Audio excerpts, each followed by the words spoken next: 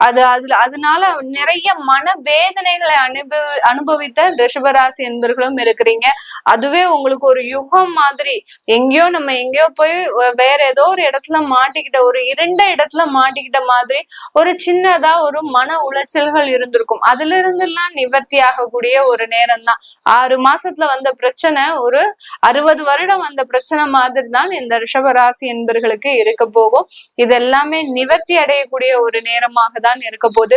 கடன் தொந்தரவுகளை முழுமையாக அடைக்கக்கூடிய ஒரு நேரம். எப்படா கடனை அடைப்போம் அப்படின்னு நீங்க வெயிட் பண்ணி காத்திருந்து இந்த காலகட்டத்துல அமைக்கக்கூடிய ஒரு நேரமாக இருக்கும். அதே மாதிரி இந்த மாதம் பட்ஜெட் போட்டு வேலை செய்யக்கூடிய ஒரு டைம். எந்தெந்த இடத்துல இருந்து நம்மளுக்கு வருமானம் வர வேண்டியது இருக்கு, தொழில் செய்யறவங்களா இருந்தீங்கன்னா இந்த காலகட்டத்துல கண்டிப்பாக பட்ஜெட் போடக்கூடிய ஒரு நேரம். அதாவது எந்த இடத்துல இருந்து வருமானம் வர வேண்டியது இருக்கு, அங்க நம்ம சப்ளை பண்ணணுமா வேண்டாமா, அடுத்து